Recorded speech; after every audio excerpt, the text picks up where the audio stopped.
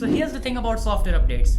Most of them, they're boring. You download them, your phone restarts, maybe you get a slightly different shade of blue in the settings menu, and that's kind of it. But every once in a while, and I mean very rarely, an update comes along that actually makes you feel excited again. And well, OxygenOS 16 might just be one of those updates. Because OnePlus just didn't add a few features here and there. They redesigned the entire visual package, packed in AI tools that are actually useful, and made animations so smooth that honestly, it's really hard to go back. So I have been daily driving the stable version on my OnePlus 13s for a few days. Today, I'm breaking down everything.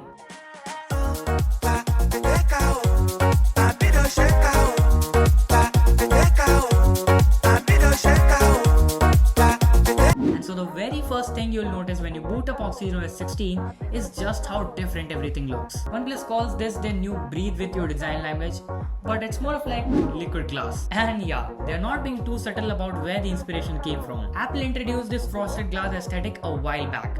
OnePlus didn't just copy paste, they adapted it to feel distinctly Android. So what is this breathe with you effect, Athar, you may ask? Well, at its core, it's just a system-wide Gaussian blur effect that gives everything this modern glass-like appearance. But when you dive in deeper, it just really starts to glow up. You'll see it in quick settings, you'll see it in photos, you'll see it in the phone app, and heck, even Compass app got the treatment. And there are these lot of subtle interactions that make it feel very premium. Like when you tap the numbers on the passcode screen, there's this soft glow effect that reflects onto all other buttons. And it's even in the calculator app. It's tiny, but it adds a layer of polish that wasn't there before. Then there's a translucent floating bar that OnePlus has been trying to add throughout the system. You'll find it in the bottom of the Photos app, on the home screen search bar, in the app drawer, and even on the recent screen. Now yes, this is clearly inspired by iOS, but OnePlus has successfully optimized it for Android's multitasking and navigation, which is huge. It feels like they borrowed an idea and made it their own. And lock screen customization got a massive upgrade too. You now have iOS style clock options too.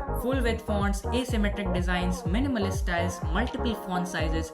It's genuinely customizable. And the bottom lock screen widgets are actually functional. So you get things like weather updates, battery status, calendar events, music controls, all accessible without ever unlocking your device. And it just gets better, because dynamic themes are here too. Your lock screen can automatically adapt based on the time of the day, and it switches colors without you even lifting a finger. Oh, and live photos and videos on the lock screen? Yep, they are supported too.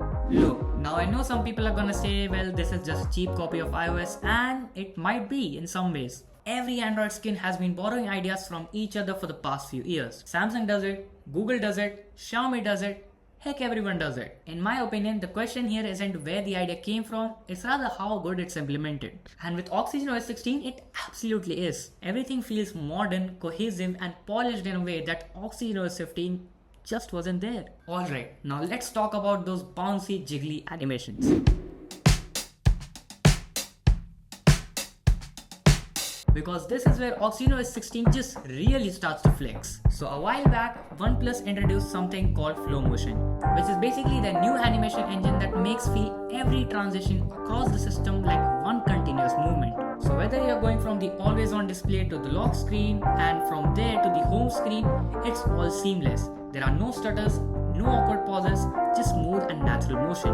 And it just gets better. The app drawer now has a satisfying bouncy effect. Folders opening, you get the same thing. Even the notification slides feel a lot more fluid. Now, if you've used OxygenOS 15, you might be thinking, wasn't that already there? Yes, it was. OxygenOS 15 introduced parallel processing, which made app opening and closing transitions very responsive. It's not just the apps anymore. It's the shelf, it's the app drawer, the 3-button navigation, quick settings, drag and drop, and just everything. Speaking of quick settings, now you can fully customize it. Drag and drop toggles to rearrange however you want them, and they move the 3-dot menu and the edit button to the top, which is nice aesthetically, but OnePlus?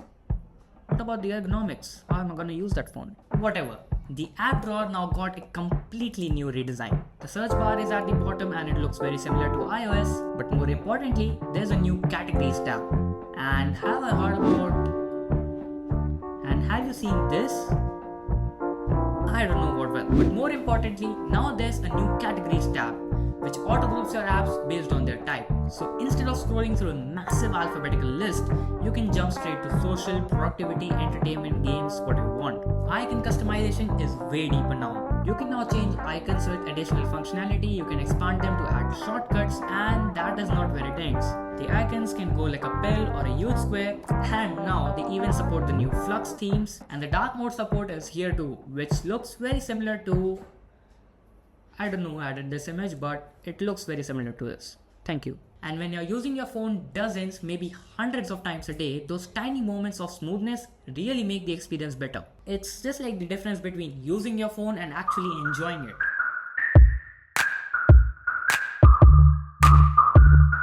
And since AI is everywhere, it will take your jobs. And since AI is everywhere, it is in OxygenOS 16 too. And well, this is actually good, because this is where OxygenOS 16 goes from a nice update to a genuinely impressive update. The centerpiece here is Mindspace, which OnePlus has now fully integrated with Google Gemini. And no, it's not just a surface level partnership, it's a lot deeper. So here's how it works. Mindspace is essentially your personal knowledge hub. You can save anything from screenshots to text to links to images, and it's all accessible by a 3-finger swipe or by pressing the plus key on the newer devices. So let's say you're planning a trip, so you screenshot hotel options from a travel app, save flight charges from a favorite browser, and you bookmark some nearby restaurants from Instagram. Now Mindspace intelligently categorizes it into different categories, and it auto-groups content based on type and context. And so you get features like one-tap sharing and cross-app saving. And all this is genuinely useful. And now there's voice note functionality too. So you press the plus key and you can record for up to 60 seconds, and it's available in multiple languages. And voila, it's saved with context. But here is where it gets a lot more cooler, the Gemini integration. It can reference to everything you have saved to answer your questions and actually do things for you. So based on the trip example, you could say, hey Gemini, based on the hotels I saved, which one is closest to the restaurants I have bookmarked, and which one has availability this weekend. And it'll pull all your saved content from Mindspace, cross-reference with live web data, weather forecast, reviews, availability, and anything that matters. And if it actually works, that is not normal. That's actually impressive. Just like a subscribe to this channel. Now, there's adaptive battery management too, which uses AI to learn your usage patterns and automatically adjust power settings.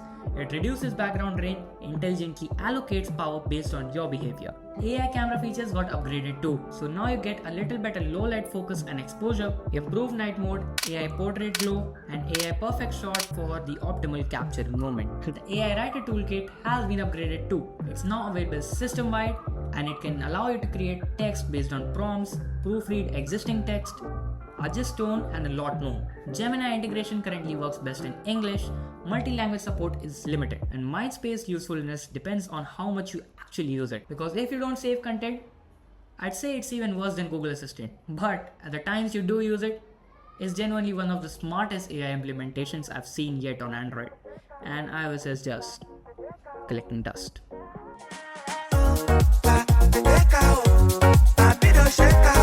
Now let me show you some of the productivity upgrades, because these are genuinely game-changing. Whether you're a student, a professional, or someone who just attends a lot of meetings regularly, this is a section you don't want to miss out. The revamped recorder is just insane. It now has AI live transcription, which I'm really shocked by how accurate it is. Watch this.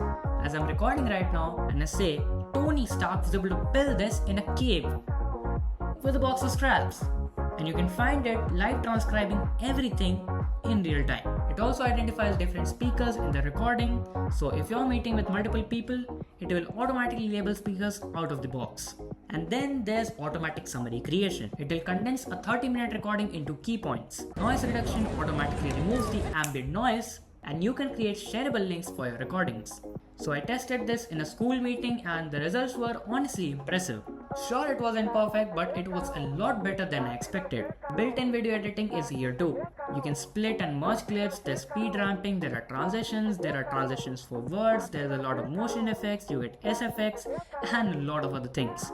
Basically, you get all the basic suite you need for editing videos without downloading an app. Creative photo editing tools are all on device, and some features use cloud, but still they work really well. And well, the always on display got a functional upgrade. You now get live alerts near the selfie camera cutout, which was honestly there in OxygenOS 15, but this time it's a little better. And then there's your usual stuff like real-time app notifications. The notification panel also got a new upgrade, which makes this cooler design makes the icons bigger and highlights the text a little better than the previous design. For the dynamic island thing, or fluid cloud as they call it, you now get Google Maps integration with live directions. The thing I really appreciate about all these tools is that they are practical and they are not adding bloat to your device for the sake of having those features. These are tools that I can guarantee people will come across in their daily usage.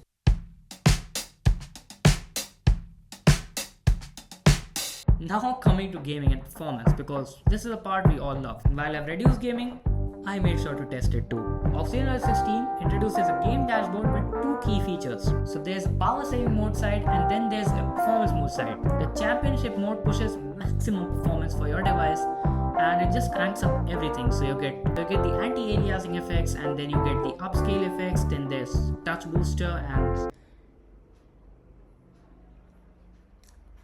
then there's network acceleration. There's a lot of stuff.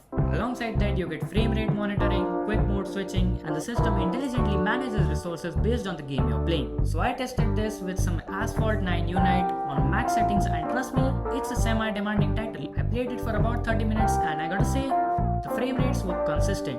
59 to 60 FPS, sometimes even pushing up to 72 FPS, which I'm not sure why it did. You also get features like bypass charging on supported device, but yeah, it was present before and it's here too. The device heated up a bit, especially on the aluminum sides and not on the glass back, but it's kinda expected because OnePlus 13s is a compact phone. Now if you're already gaming smoothly on OxygenOS 15, this isn't a substantially bigger upgrade, but the game dashboard gives you just more control and the performance monitoring tools have got a little better. Another nice feature that I came across is that you can group all those game icons into a single icon on your home screen so there's less clutter and the single app icon acts like a folder to all of the games.